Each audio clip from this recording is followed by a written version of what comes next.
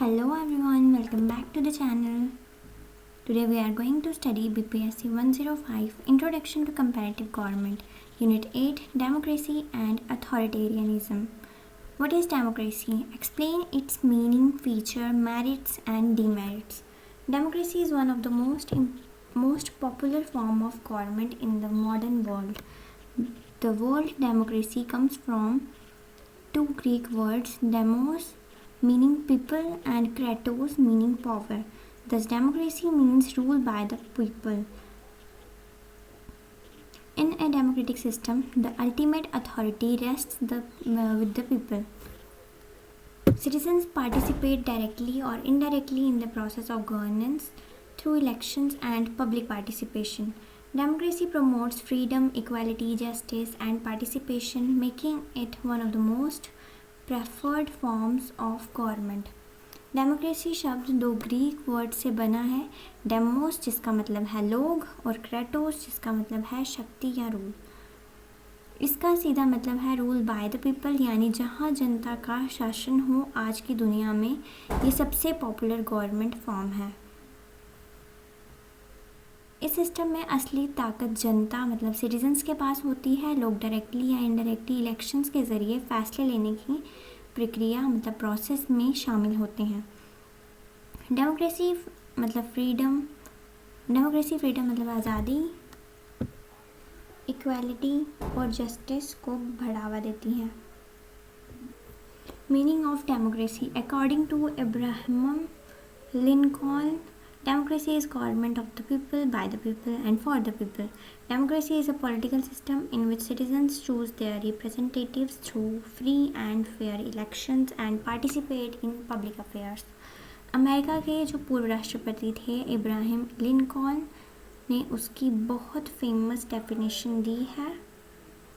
Democracy is government of the people, by the people and for the people. इसका मतलब है कि सरकार लोगों की है, लोगों के द्वारा चुनी गई है और लोगों की भलाई के लिए काम करती है। इसमें सिटीजन्स फ्री और फेयर इलेक्शंस के ज़रिए अपने रिप्रेजेंटेटिव्स को चुनते हैं। इब्राहिम लिंकॉल्न जो थे ये 16th यूएस प्रेसिडेंट थे। ठीक है, ये जो उन्होंने ये डेफिनेशन दी है, इसका मतलब है कि सरकार लोगों की है, लोगों के द्वारा चुनी गई है और लोगों की भलाई के लिए काम करती है। इसमें सिटीजन्स फ्री और फेयर इलेक्शंस के ज़रिए अपने रिप्रेजेंटेटिव्स मतलब नेता चुनते हैं। Features of democracy, popular sovereignty, the people are the ultimate source of political power. सरकार की सारी पावर का सोर्स जनता होती है। कोई भी नेता अपनी मर्जी से नहीं बल्कि जनता की दी हुई पावर से काम करता है। Free and fair elections, citizens elect their representatives through regular elections. एक सही डेमोक्रेसी में रेगुलर इंटरवल्स पर चुनाव होते हैं।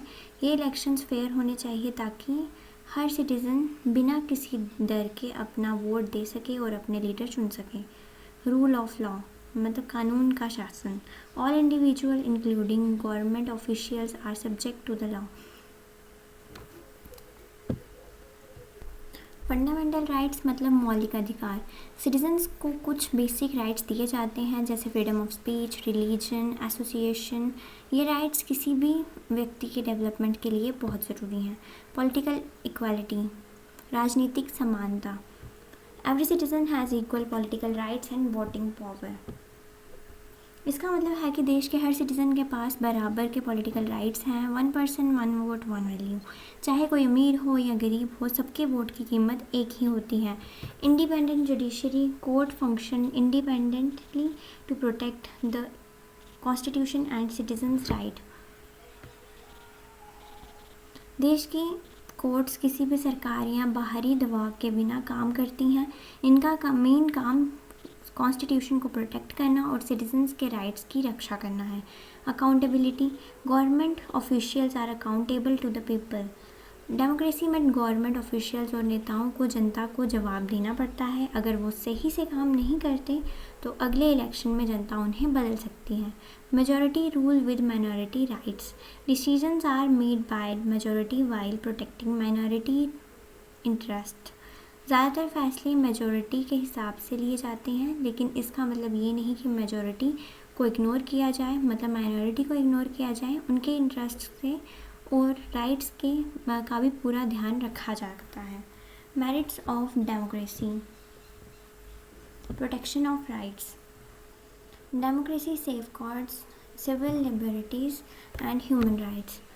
डेमोक्रेसी ह्यूमन राइट्स और सिविल लिबर्टीज़ मतलब नागरिक की आज़ादी को सेफगार्ड करती है। ये इंश्योर करता है कि किसी के साथ भेदभाव ना हो और सबको न्याय मिले। Public participation, citizens actively participate in governance. इसमें आम जनता गवर्नेंस में एक्टिवली पार्ट लेती है। लोग सिर्फ वोट नहीं देते बल्कि पॉलिटिक्स में पॉलिसीज़ और पर डिसीजन करके और सवाल पूछकर देश चलाने में अपना योगदान देते हैं। Accountability of government, governments can be removed through election. Democracy में गवर्नमेंट अकाउंटेबल मतलब जवाबदेह होती है। अगर कोई सरकार सही से काम नहीं करती तो लोग उसे अगले इलेक्शन में वोट देकर हटा सकते हैं। इसका मतलब है कि पावर लोगों के हाथ में होती है। Peaceful transfer of power, political power changes through elections rather than violence. यहाँ पावर का बदलाव लड़ाई झगड़े से नहीं बल्कि शांति से इलेक्शन के ज़रिए होता है। जब एक पार्टी हारती है तो वो पीसफुली पावर दूसरी पार्टी को सौंप देती है, जिससे देश में दंगे या वायलेंस नहीं होते। नेक्स्ट आ गया political stability. Democratic institutions help maintain long term stability. Democratic institutions जैसे कोर्ट, इलेक्शन कमीशन देश में लॉन्ग टर्म स्टेबिलिटी बनाए रखते हैं। रूल्स सबके लिए बराबर होते हैं जिस वजह से सिस्टम स्मूथली चलता रहता है। Encourages development, democracy promotes education, social progress and economic growth. Democracy में सरकार का फोकस एजुकेशन, सोशल प्रोग्रेस और इकोनॉमिक ग्रोथ पर होता है। क्योंकि सरकार को जनता को जवाब देना होता है इसलिए वो वेलफेयर और डेवलपमेंट के काम करती है। Demerits of democracy, slow decision making, consultation and debate में डिले डिसीजंस। डेमोक्रेसी में कोई भी फैसला लेने से पहले बहुत सारी कंसल्टेशन और डिबेट मतलब चर्चा करनी पड़ती है। इस वजह से कई बार ज़रूरी डिसीजंस लेने में काफ़ी देरी हो जाती है। Electoral corruption, money and influence can effect election. Election जीतने के लिए कई बार लोग पैसे और इन्फ्लुएंस का गलत इस्तेमाल करते हैं। इससे करप्शन बढ़ता है और कई बार सही कैंडिडेट की जगह ताकतवर कैंडिडेट जीत जाता है। Political instability, frequent changes in government में अफेक्ट कंटिन्यूटी। कभी कभी सरकार जल्दी बदल जाती है या मिली जुली सरकार गिर जाती है। इस फ्रीक्वेंट चेंज की वजह से देश की पॉलिसीज़ और काम करने की कंटिन्यूटी पर बुरा असर पड़ता है। Lack of expertise, elected leaders may not always possess administrative expertise। इसका मतलब है कि डेमोक्रेसी में नेता लोगों के वोट से चुने जाते हैं। ज़रूरी नहीं है कि एक नेता जो पॉपुलर है उसे एडमिनिस्ट्रेशन या देश चलाने की सारी टेक्निकल जानकारी हो। कभी कभी सही नॉलेज या ना होने की वजह से ये नेता गलत फैसले ले सकते हैं या उन्हें ब्यूरोक्रेसी पर पूरी तरह निर्भर रहना पड़ता है। Majority domination, sometimes majority interest may overshadow minority concerns। Democracy में ज़्यादातर फैसले मेजॉरिटी के बेसिस पर लिए जाते हैं। इस वजह से कभी कभी सिर्फ उन लोगों की बात सुनी जाती है जो गिनती में ज़्यादा हैं। ऐसे में जो माइनॉरिटी ग्रुप्स मतलब कम संख्या वाले लोग होते हैं उनकी ज़रूरतों और कंसर्न्स को इग्नोर या ओवरशैडो किया जा सकता है। नेक्स्ट आ गया conclusion. Democracy is a system of government based on popular participation, equality and freedom. Although it has certain limitations, its advantages far outweigh its disadvantages. Democracy remains one of the most effective system for protecting citizens' right and ensuring accountable government. Conclusion में ये बताता है democracy popular participation मतलब लोगों की भागीदारी, बराबरी मतलब इक्वालिटी और आज़ादी मतलब फ्रीडम पर चलती है। हालांकि इसमें कुछ लिमिटेशंस हैं लेकिन इसके एडवांटेजेस इसके नुकसान से कहीं ज़्यादा हैं।